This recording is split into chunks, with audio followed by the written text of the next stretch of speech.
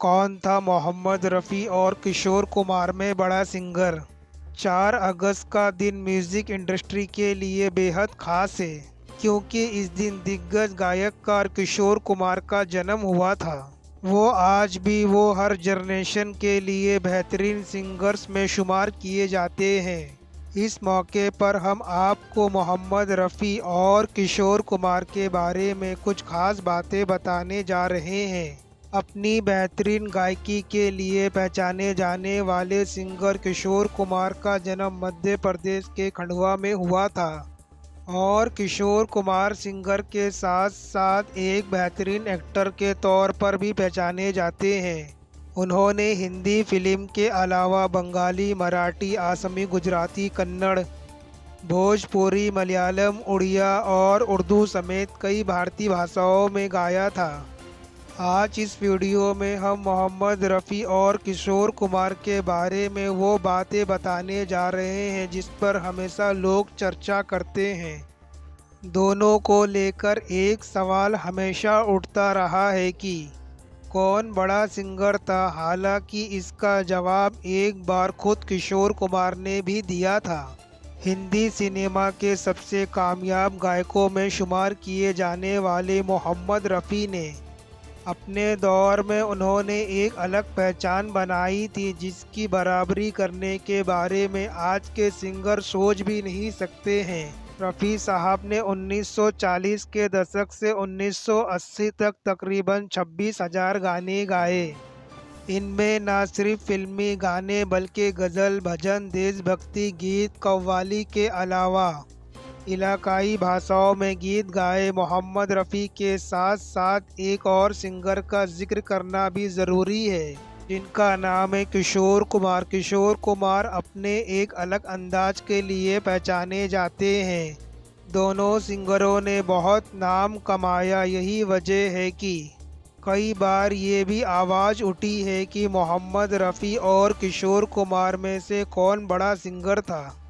यूँ तो ये सवाल ही नहीं उठना चाहिए। अगर मोहम्मद रफ़ी साहब और किशोर कुमार से ये सवाल पूछा जाता तो यकीनन वो एक दूसरे को ही बड़ा बताते। दोनों ही हिंदी सिनेमा के दिग्गज गायककार हैं और दोनों की आपस में तुलना करना ठीक भी नहीं है।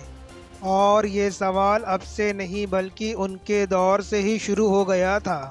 मैगज़ीन में दोनों के बीच तुलना की जाने लगी थी, जिससे परेशान होकर किशोर कुमार ने मैगज़ीन को ही खत लिखकर कई सवाल पूछे थे। फिर भी कुछ चीज़ें हम आपको बताते हैं कि आखिरकार दोनों दिग्गजों में क्या क्या चीज़ें अलग थी। सबसे पहले तो ये बता दें कि मोहम्मद रफ़ी और किशोर कुमार का करियर लगभग साथ चल रहा था, लेकिन मोहम्मद रफ़ी एक ट्रेंड सिंगर थे जिन्होंने गायकी सीखी थी, लेकिन किशोर कुमार कुदरती सिंगर थे। एक अखबार के मुताबिक दिग्गज गीतकार जावेद अख्तर ने कहा था कि मोहम्मद रफ़ी के ज़माने में 90% गाने वही गाया करते थे और उनके सिर्फ 10% गाने बाकी सिंगर्स के हाथ लगते थे। उन 10% गानों में किशोर कुमार का भी हिस्सा शामिल था। किशोर कुमार का दौर आर.डी. बर्मन के समय में शुरू हुआ था। इन दिनों में स्क्रीन पर राजेश खन्ना जैसे स्टार का जलवा था, जबकि मोहम्मद रफ़ी इस दौर से बहुत पहले ही अपना लोहा मनवा चुके थे। मोहम्मद रफ़ी एक बहुत छोटे से अरसे के लिए शीर्ष से नीचे आए थे। मतलब ये कि जब मोहम्मद रफ़ी ने गाया तो इंडस्ट्री पर राज किया था। सिर्फ एक छोटी सी अवधि के लिए रफ़ी कमज़ोर हुए थे। उसकी भी एक बड़ी वजह है। मोहम्मद रफ़ी को लेकर कहा जाता है कि वो अपने मजहब इस्लाम को लेकर काफ़ी संजीदा थे, इसलिए उन्होंने मुफ्ती के कहने पर गाना छोड़ दिया था। मोहम्मद रफ़ी ने सऊदी अरब जाकर हज का मुक़द्दस सफ़र भी किया था। कहा जाता है कि इसी दौरान एक मुफ्ती से बातचीत हुई थी। क्योंकि इस्लाम में गाने गाना हराम है, इसलिए मोहम्मद रफ़ी ने तकरीबन 19-20 महीनों के लिए गाना छोड़ दिया था। जिस समय रफ़ी साहब ने गाना छोड़ा था उस वक्त तक उनका मुकाबला करने वाला कोई नहीं था। रफ़ी साहब के गाना छोड़ने के बाद किशोर कुमार शीर्ष पर पहुंच जाते हैं। एक के बाद एक फिल्मों में आवाज़ देने के बाद किशोर कुमार अपने करियर की बुलंदियों पर पहुंच जाते हैं। यानी जब किशोर कुमार उठ रहे थे तो रफ़ी साहब गाना छोड़ चुके थे।